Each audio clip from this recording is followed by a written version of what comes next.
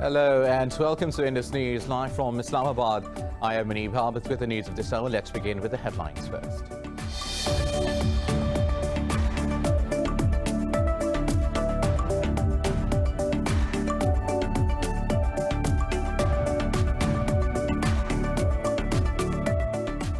Pakistan says Afghanistan stands at a defining junction as it has never been so close to turning the tide. Foreign Minister Shah Mahmood Qureshi was addressing the 9th Heart of Asia Istanbul Process Ministerial Conference in Dushanbe. He reiterated that there is no military solution to the conflict. Qureshi said Islamabad is extending all possible support to Kabul besides facilitating the peace process.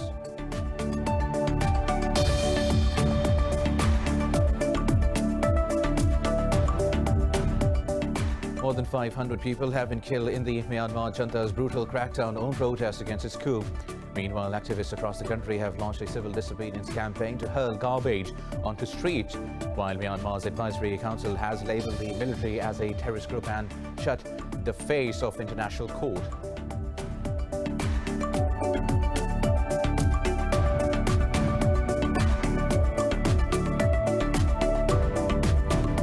China has approved a sweeping overhaul of Hong Kong's electoral system. The new reforms concern the method for selection of Hong Kong's chief executive, legislative council and voting procedures. State media says restructuring was endorsed unopposed by the National People's Congress Standing Committee.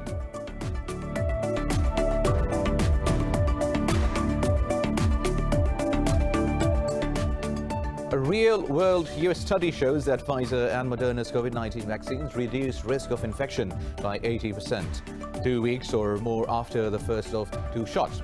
Here in Pakistan, the virus has infected more than 4,000 people and claims 100 lives overnight. The nationwide death toll has risen to 14,300. Globally, there are 2.79 million fatalities and 127 million cases so far.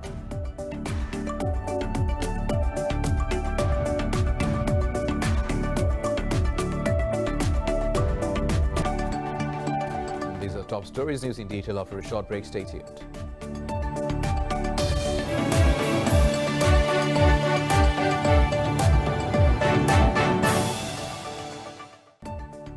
Welcome back. Now let's have the news in detail. Pakistan says Afghanistan stands at a defining junction as it has never been so close to turning the tide. Foreign Minister Shah Mahmood Qureshi was addressing the 9th Heart of Asia Istanbul Process Ministerial Conference in Dushanbe.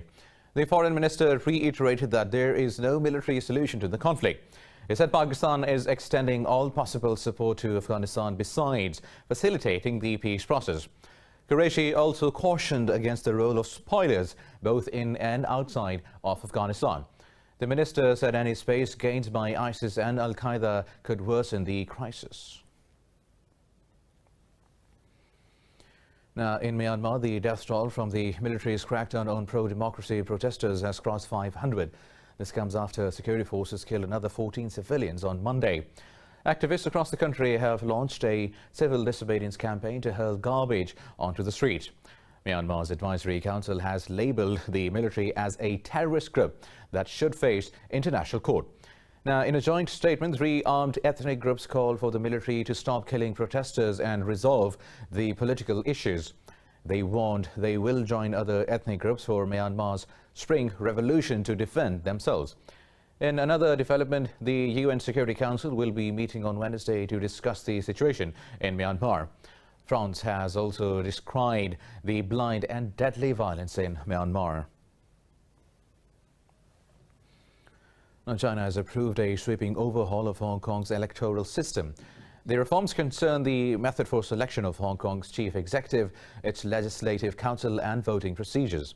State media says the restructuring was endorsed unopposed by the National People's Congress Standing Committee. President Xi Jinping signed the orders to promulgate the amended annexes. The reforms authorize Hong Kong's Electoral Committee to pick 40 representatives of the city's legislature.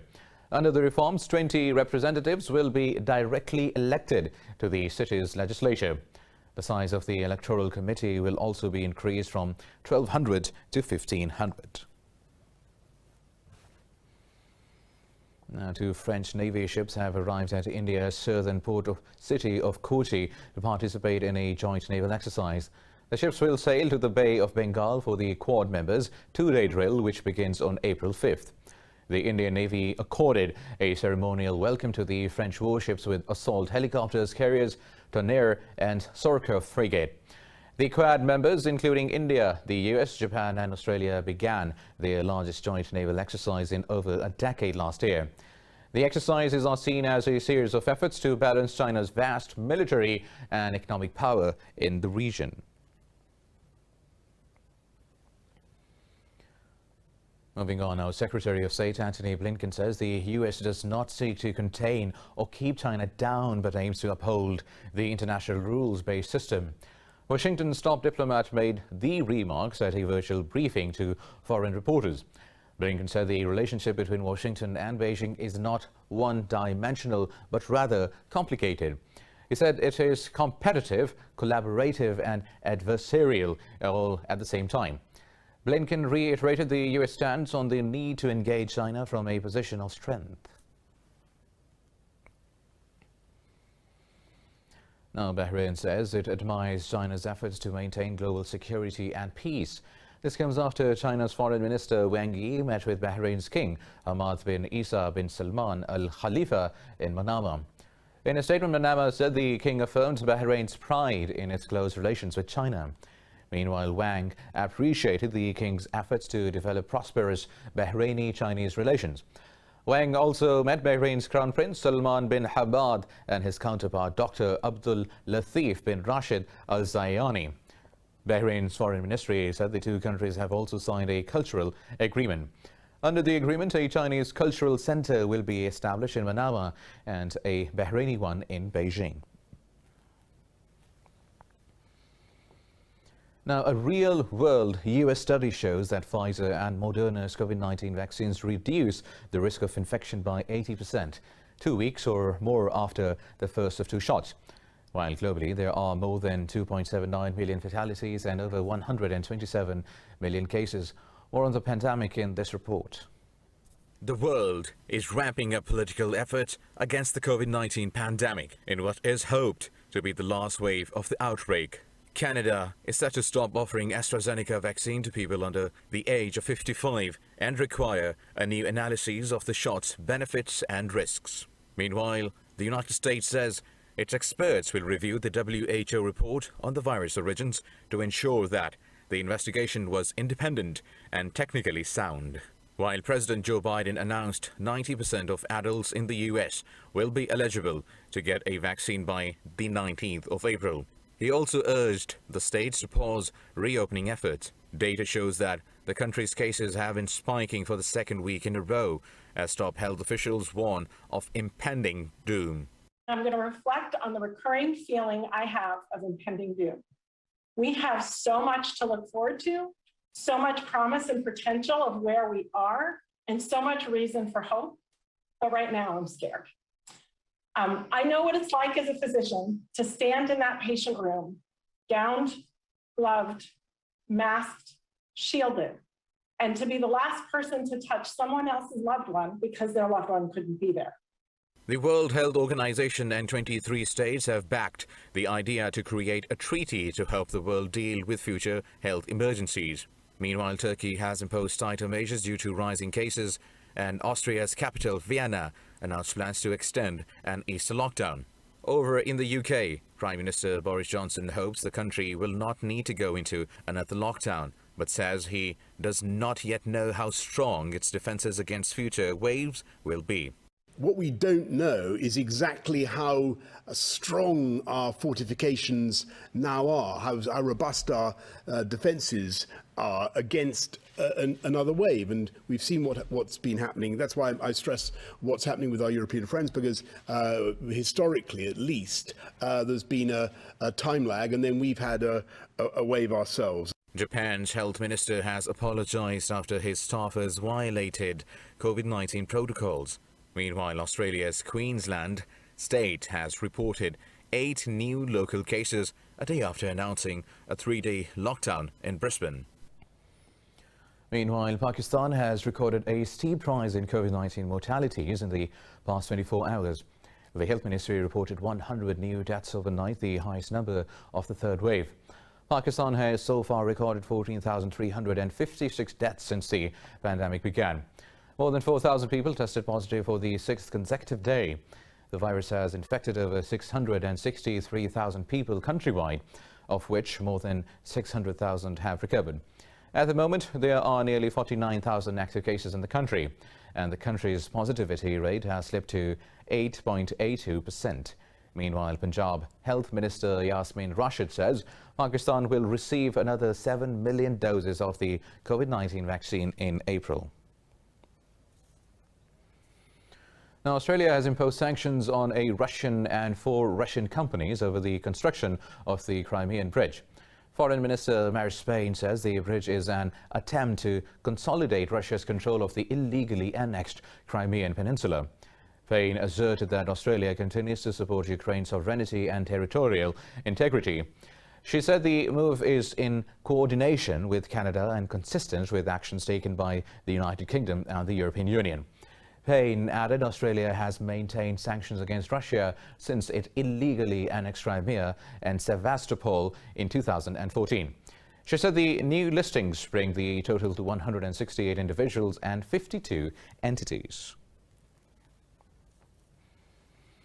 And the US says it is committed to multilateralism and has profound stake in engaging in the UN. Secretary of State Antony Blinken made these remarks in a virtual meeting with UN Secretary General Antonio Guterres. Blinken said Washington aims to strengthen the founding principles and values of the United Nations. He said no problems or challenges can be dealt by any country acting alone, even if it is the United States. The Secretary added the United Nations is where countries come together to work on common challenges. Guterres said he welcomes new U.S. initiatives to support multilateral responses to global challenges. The UN Secretary General urged Washington to play a leading role in drawing up a global vaccination plan to beat COVID-19. Guterres called for stepped-up diplomatic efforts for peace as famine is destroying lives in at least 6 countries.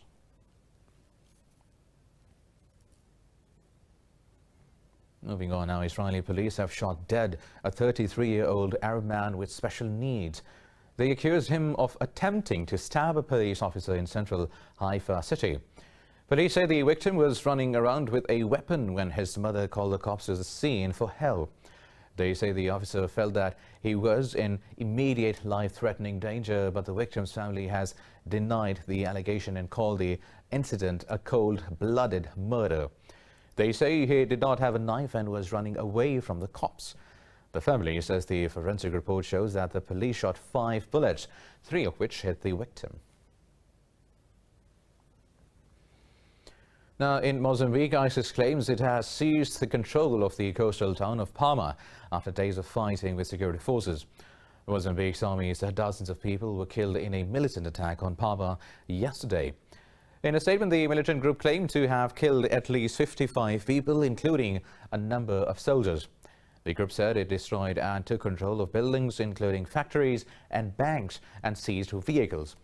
Aid workers say tens of thousands of people may have fled the town. The total number of dead or missing following the attack remains unclear. Meanwhile, the US has condemned the attack and vowed support for Mozambique in its fight against the terrorists.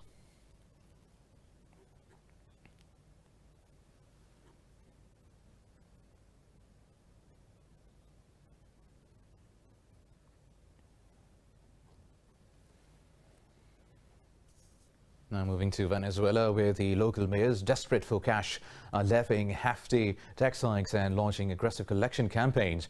This has prompted complaints from businesses struggling to stay afloat in an economy battered by the economic crisis and the pandemic.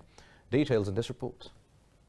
If the ongoing clashes between the military and armed groups were not enough, the locals now have to face another issue. Bills for local taxes and municipal services have jumped to thousands of dollars per month. It is the latest chapter in President Nicolas Maduro's abrupt liberalization of the economy as the US sanctions ushered in an end to generous subsidies. Con respecto al aseo, me parece demasiado. With regard to cleaning fees, I think it is very expensive what they are charging apartments and premises. I'm a resident of Chacao and I also have a business here in Chacao. I think that cleaning fees are very expensive. I know that the service is good, but the cleaning service is excessively expensive. I would like them to have a restructuring of prices.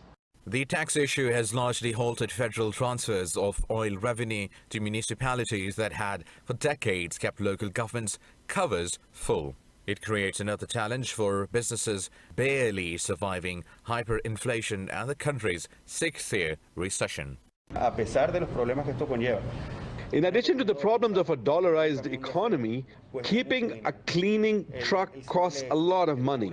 And then there's the simple fact of workers who are going through this economic situation, that they can move about. We know what the situation with public transport is like.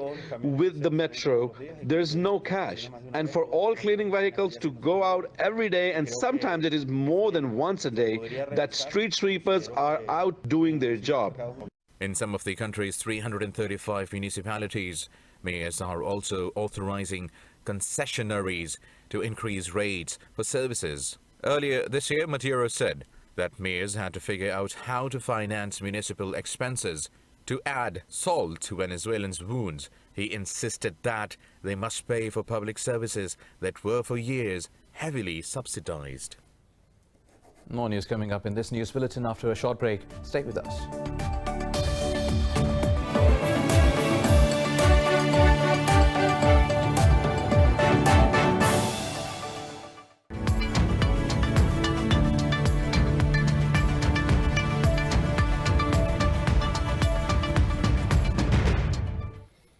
Welcome back. Now, European stocks are headed towards record highs over hopes of a vaccine-driven economic recovery.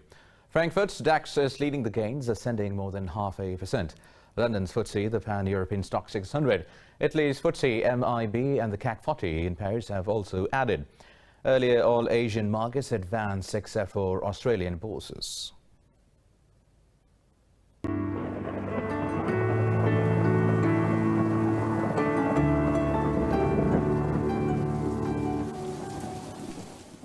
Now let's have a look at how the weather is doing around the world.